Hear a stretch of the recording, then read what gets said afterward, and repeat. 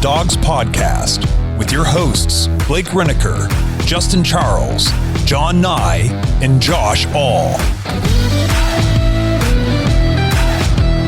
What's up, Browns fans? Welcome back to another episode of the Dawgs podcast presented by Omaha Steaks.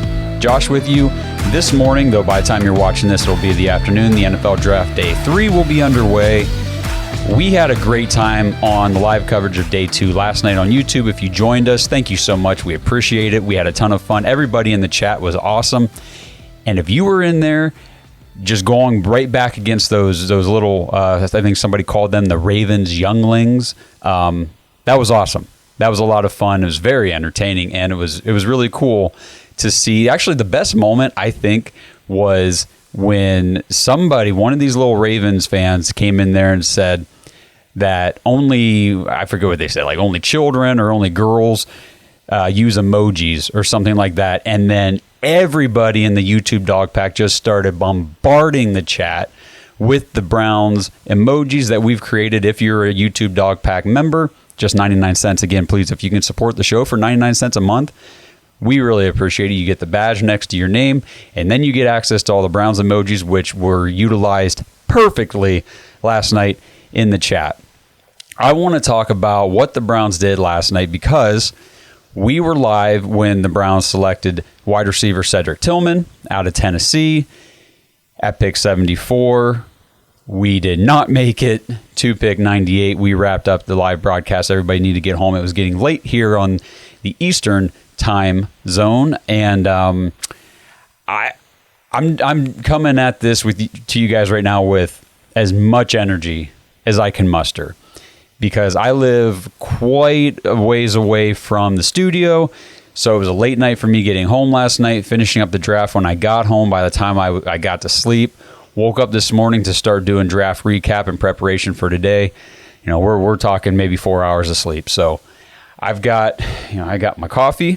I will be drinking that as we go along. This is going to be a little bit more relaxed, and as soon as I start to feel like I'm running out of whatever energy this puppy's providing me, I'm probably just going to call her quits. But for the time being, let's dive into the Browns picks from last night. Before I do, real quick, if you're watching this video on YouTube, please like the video, subscribe to the channel. We're trying to push for that 6,000 subscriber mark. We're almost there. I think we're only like 25 subscribers away, so help us get there and beyond. We're growing the channel at a fast rate, and the more subscribers we get, the more interaction, the more shares. You know, if you guys are sharing this on your social media accounts, we really appreciate it. The content's continuing to flow, as is evident with the live coverage last night again for the third year in a row, and coming at you again today with a quick recap. So I'm going to use some of my favorite tools and analysis to just kind of break down the Browns selections from last night, give you my opinions on them. We'll get the full cast and crew, together probably tomorrow on Sunday here to recap all of the Browns picks, because as of this recording, day 3 has not yet started. So right now the Browns have made 2 selections in the 2023 NFL Draft. The first one in the 3rd round, pick 74, wide receiver Cedric Tillman out of Tennessee. Now, it was interesting how this happened last night, because if you were watching, and even if you weren't, I'll kind of run through this real quick. The Browns were on deck to pick.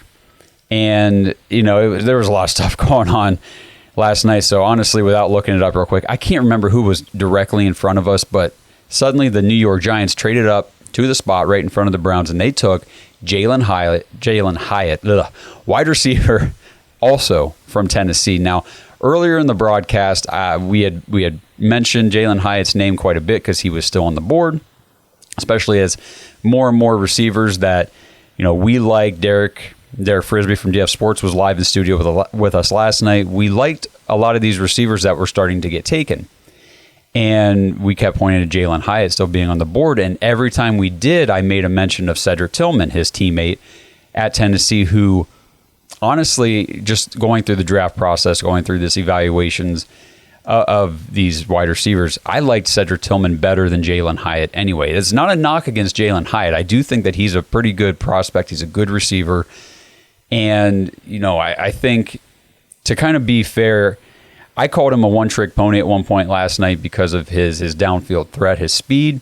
He doesn't have a whole lot of route running development yet, but at the same time, I think I got to be fair and say Cedric Tillman sort of has that one-trick pony as well, or trait as well, where he is a downfield contested catch specialist. He does not have an extensive route tree. That's one thing he's going to need to develop. So, I think the first thing I'll do here, and again, I'm flying off the cuff with a lot of this stuff because I'm tired, and quite honestly, we got the day 3 starting here in a couple hours, and I'm going to just lay on the couch and watch it happen. It's going to be amazing. It's going to be wonderful. But here this morning, just want to get this analysis out to you guys. So let's first start with PFF. Let's look at Cedric Tillman. 6'3", 213 pounds, big-bodied receiver. He's a redshirt senior. He played 5 years at Tennessee. So he breaks the mold for Andrew Berry, who historically has shied away from older prospects in the draft process. Cedric Tillman is already 23 years old. Again, Berry known for the 21, 22 max, like that. He likes the younger prospects, and we can dive into the rationale behind that at another point. Blake is not as sold on age being a factor. I understand it being a factor. I'm not necessarily saying that I agree with the thought process. Whatever. We'll get into that. But Cedric Tillman, according to PFF, he is the most physical receiver in this draft class. That's a big thing for the Browns. He's a safe bet as a possession receiver. He only dropped 5 targets or 5 passes on 104 career catchable targets. That is pretty awesome. So he was projected as a 4th-round pick. So again, Browns took him in the 3rd. They say Tillman's physicality will appeal to teams that demand plus blockers on the edge, but he is a one-trick route runner who can play only a few roles. What he can improve on is press coverage. Tillman needs more answers for press coverage than just hand fighting. Corners that can match his physicality take him out of his quarterback's progression. Now, I think that's important to note right there. Corners that can match his physicality are able to take him out of the progression. That's if you can match his physicality. This is a big kid right here. I like the physicality that we're adding to the defense because, there's a lot of emphasis on adding speed and, to the offense. And we did that. We added speed with Elijah Moore. So I think going and getting a guy like Cedric Tillman fills a different role for the Browns. And it's a role that I wrote an article for Dog Pound Daily this morning when I woke up, talking about how Cedric Tillman is showing that the Browns are preparing to lose Donovan Peoples-Jones in free agency in 2024. And that's because Donovan Peoples-Jones has already shown that he has the ability to be a number 2 receiver for an NFL offense. And with a full season projected here anyway, barring any injury or anything else, with Deshaun Watson in 2023, Donovan Peoples-Jones is going to put up numbers that other teams without a top alpha wide receiver will look at in free agency next year and say, we want Donovan Peoples-Jones to be our number 1 wide receiver. That won't be the Browns. I don't believe that'll be the Browns. I don't believe that we'll have the budget for him. So I do expect to see Donovan Peoples-Jones be the top receiver for another team in 2024. Cedric Tillman fills the void left behind by Donovan Peoples-Jones moving forward. So where Tillman wins, his catch radius, Tillman wins by presenting his quarterbacks with massive windows. He's going to attack 50-50 balls in a way that will quickly build rapport with his quarterback in the NFL. That's key. So I was looking up the stats this morning. I'm trying to run them off the top of my head. It was, I believe, 42.7% contested catch rate just here in 2022. Now, it was kind of an injury season for him. 2021 was really Cedric Tillman's breakout season. And if you look at that full season that he had, 2021, he had 86 targets. He caught 64 passes for 1,081 yards and 12 touchdowns in 13 games. So that was huge. He had a huge 2021 season. His contested catch rate in 21 was 68.8%. That's awesome. This is a 50-50 ball winner who Deshaun Watson's going to love throwing the ball down the field to Cedric Tillman. Okay? So we'll go back here. What is his role according to PFF? He is a vertical tree X receiver. Teams will want Tillman to utilize his size on the outside, where he can lead block on screens and get his hands on defensive backs during his routes. I think that Tillman's physicality on the field, I talked a lot about David Bell and what he provided for the Browns last year outside of actual statistical production, because he didn't provide any statistical production for the Browns in 22, but he was on the field a lot. The Browns utilized him a lot. He ran a lot of routes. Sorry, excuse me. My voice is all like shoddy and everything else from last night. Last night was a ton of fun. Again, go back and watch it. I'm going to take a drink coffee, so if there's a little silence here on the audio, just kind of bear with me. Okay, nothing better than coffee into the microphone.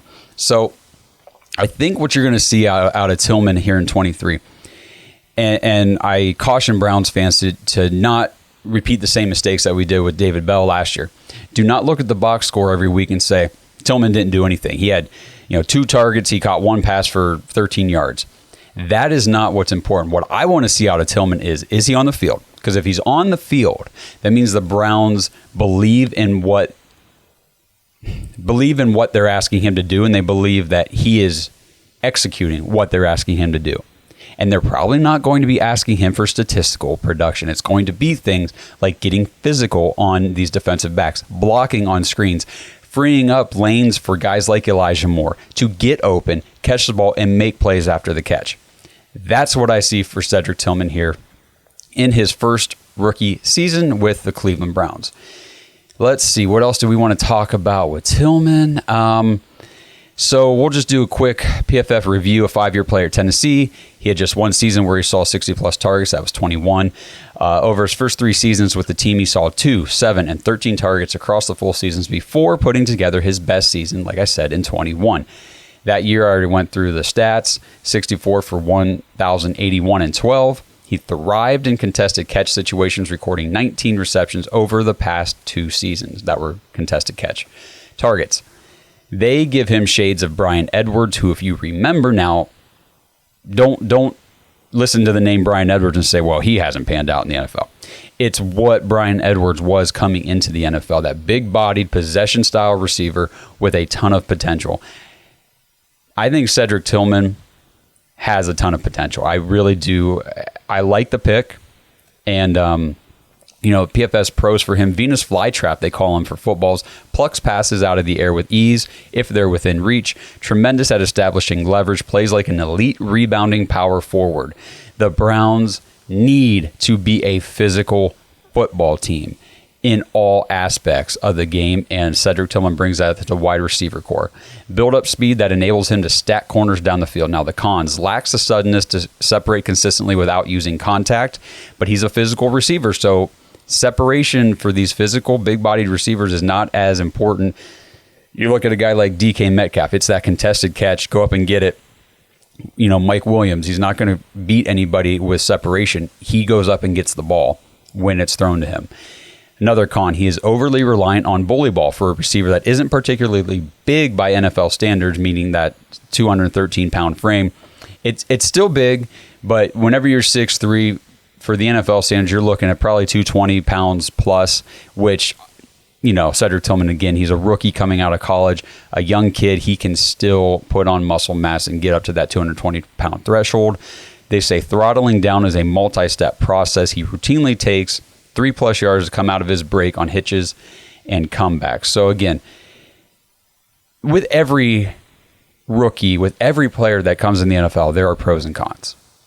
I think that the pros that Cedric Tillman offers to the Browns offense outweigh his cons. I think that the cons are also things that can be worked on with good coaching. Now I'll go over to the NFL draft prospect breakdown.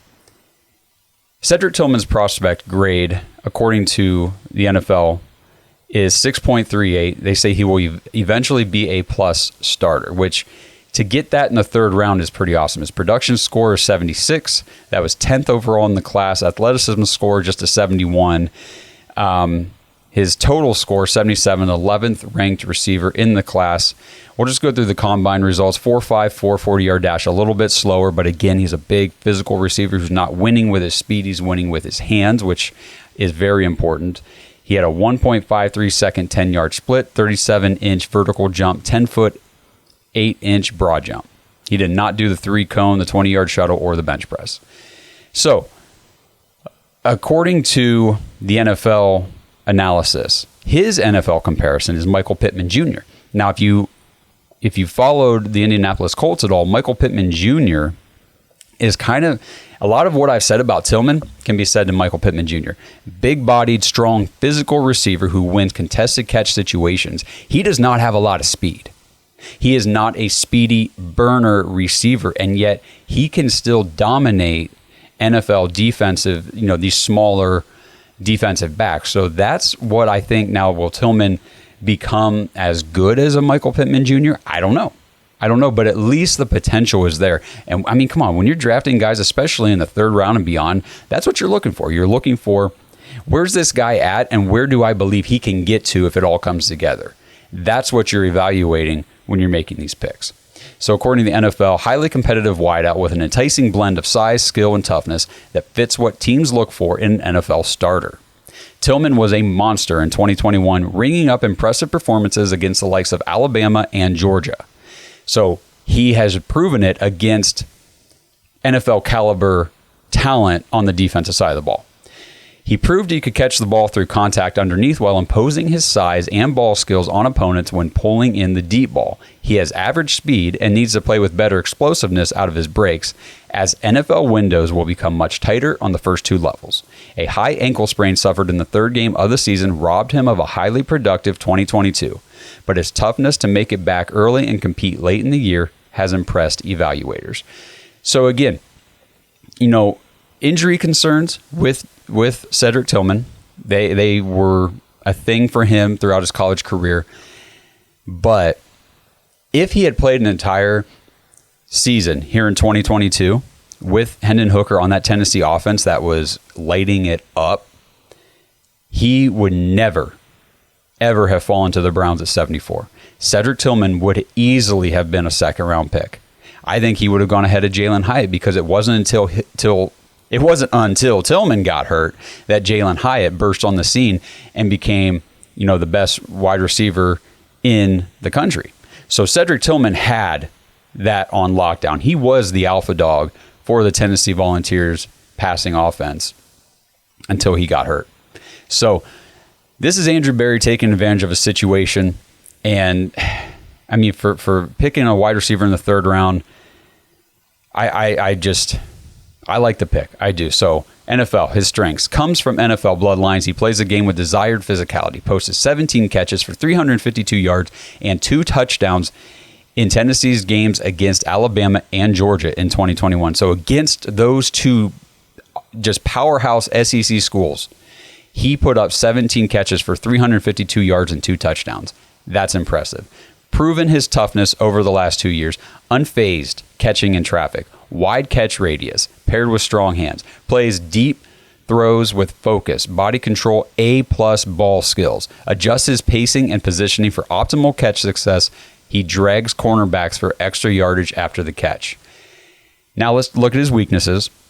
He lacks sudden takeoff to consistently elude physical corners. He looked a step slower even before his ankle injury in 2022. He needs to fight off coverage at the top of the route. He doesn't possess clear second gear to run under deep throws. He must prove that he can make it back to his 2021 form, and he doesn't always snap off breaks with decisive burst. There's a lot of that in there as far as the weaknesses go. Again, that can be coached.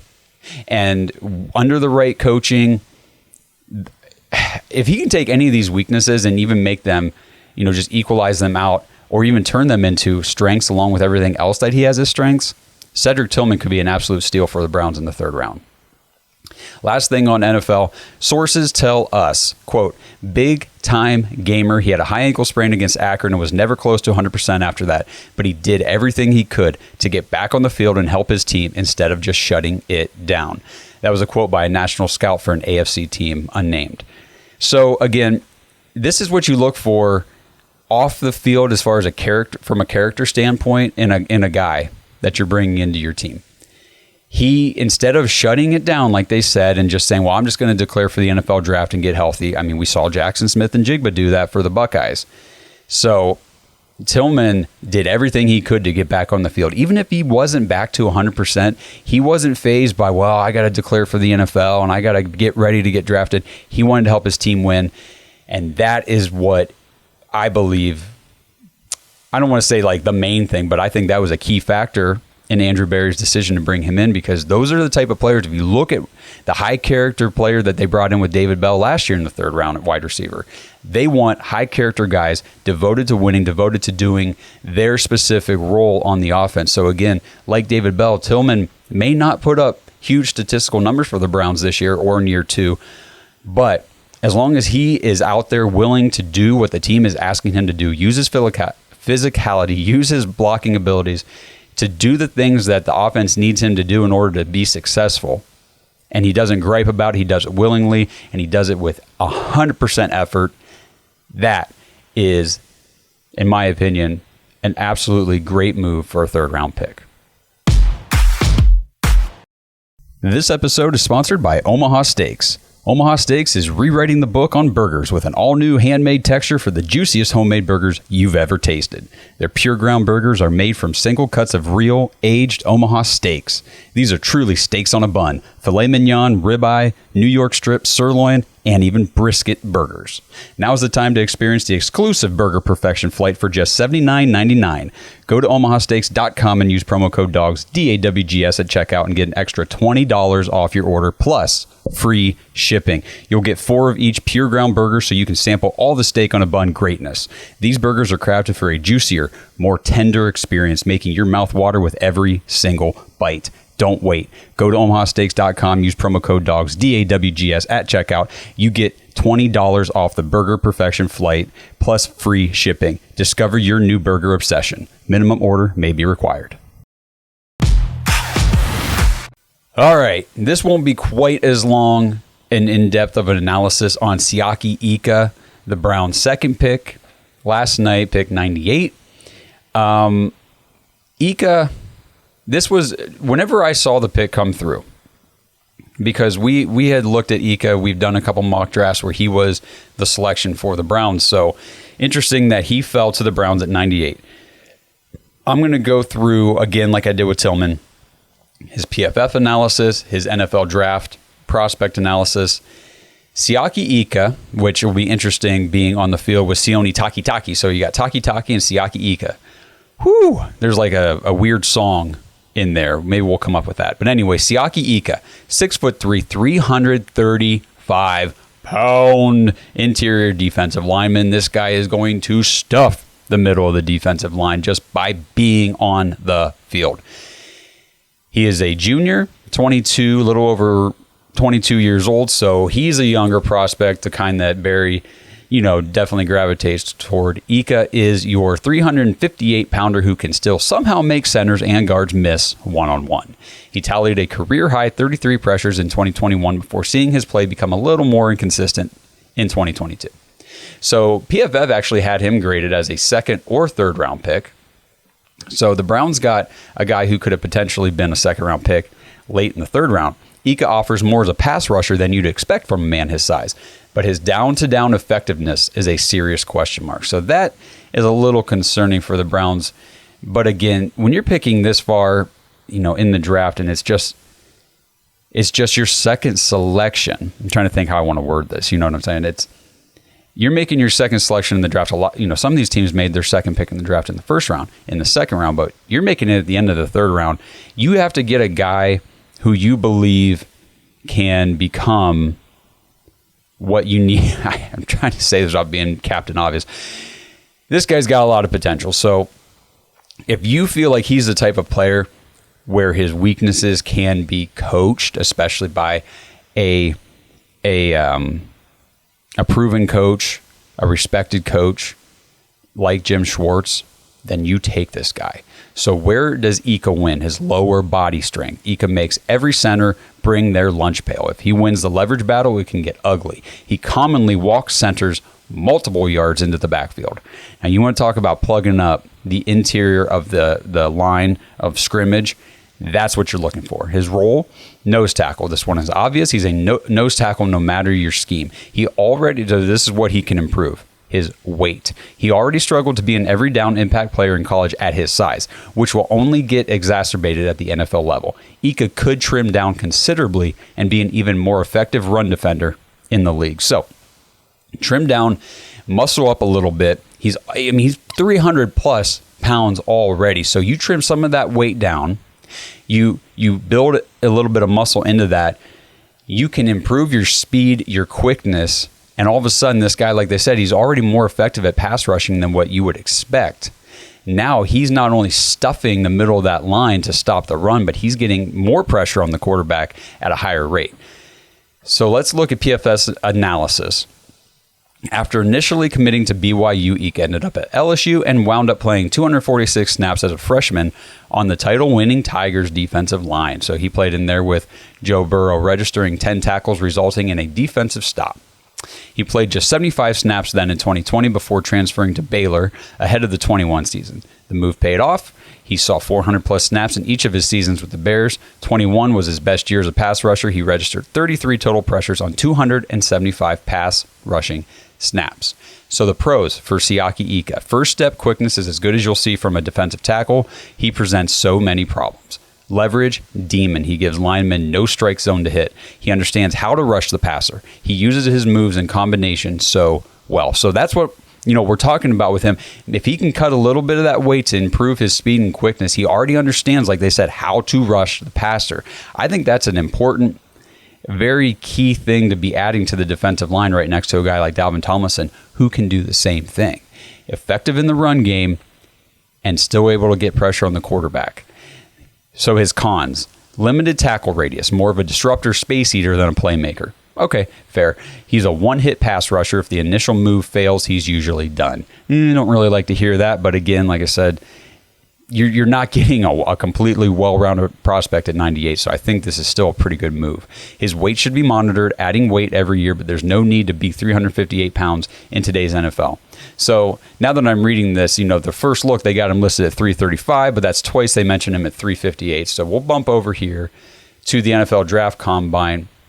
Okay, so 6'3", clocked in at 335 pounds. So I guess he's already trimming that weight down from the 358. So it looks like he's making that transition to the NFL, and he already knows what he needs to do.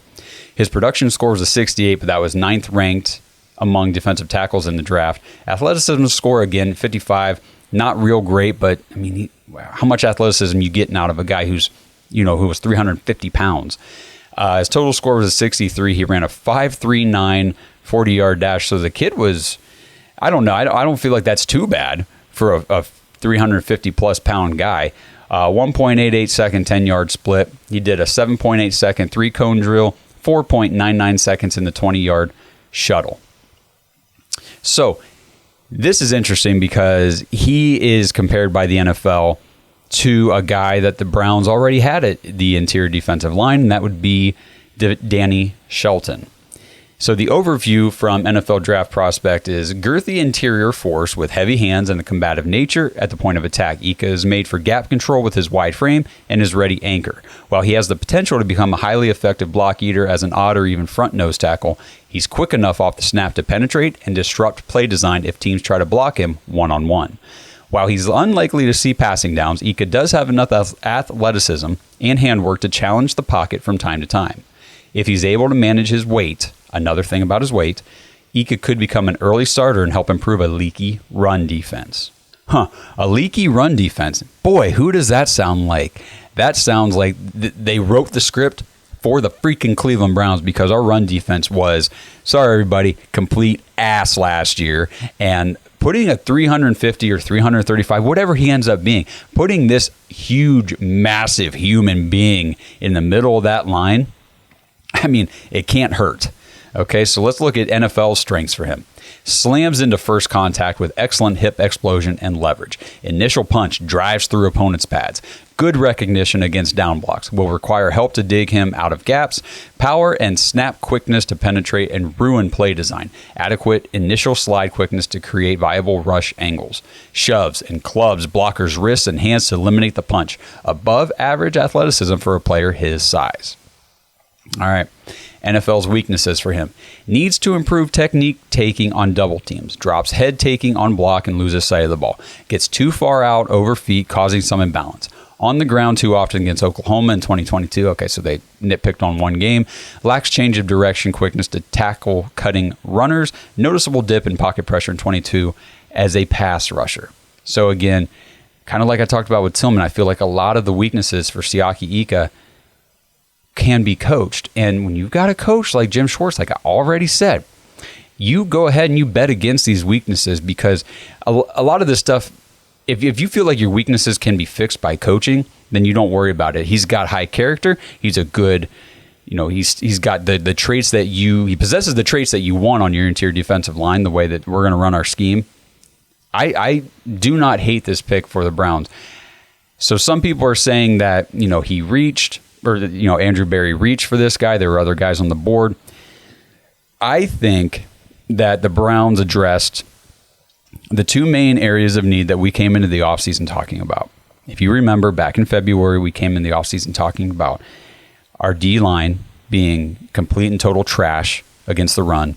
And we talked about our wide receiving core being very, very thin, with not a lot of talent, not a lot of speed, not a lot of depth. After Amari Cooper and DPJ, there wasn't much there. So what did the Browns do? They added Elijah Moore for a second-round pick, which, if you watched this draft, if you followed along, there was absolutely no wide receiver prospects at pick 42 that the Browns were going to get who had a higher potential, a higher ceiling than Elijah Moore. That's my opinion. If you don't agree, I understand. Drop it in the comments section. Let me know why. But I think Elijah Moore has all the talent in the world. I mean, he was almost a first-round pick for a reason. So we'll see. Time will tell with all of these players, but I like what the Browns have done. They bring in Marquise Goodwin to add some downfield, speed and all that kind of stuff, especially with a veteran guy. And now we bring in Cedric Tillman. The draft still isn't done. Defensive tackle, defensive line in general, they addressed immediately with Dalvin Tomlinson, Maurice Hurst. They signed Obo Okoronkwo. And then the very second pick that they have in this NFL draft, they take another interior D lineman who is big, who can stuff the run, who can also get after the quarterback. So the focus on this team and where it needs improved has not changed for the Browns despite their offseason, free agent signings and trades so far. So they're still going after what they know are their weaknesses. I know we talked a lot last night about linebackers. Andrew Berry, again, outside of the trade up, a couple years ago, his only trade up, by the way, for JOK, Andrew Berry has shown absolutely no strong value into the linebacker position. Now, I do think we'll take a linebacker here on day 3. Could be wrong, but there are still great value linebackers on the board. So get in the defensive tackle market or prospect class this year dropped off last night. And I think out of the remaining guys, when the Browns were coming up on the clock at 98, Siaki Ika was probably the best one available. And so the Browns took him.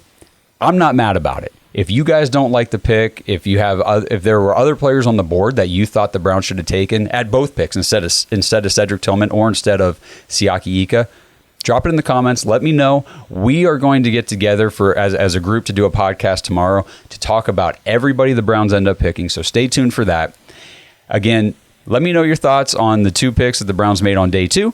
If you missed the live coverage last night, go back, watch it. We had a ton of fun in studio. It was a blast. It was just a really good time. We had discussions about Anthony Richardson. We debated that pretty heatedly. We talked about Lamar Jackson and the Ravens and whether or not their passing offense is actually going to be good, or if them adding Zay Flowers to a wide receiver core that also includes OBJ.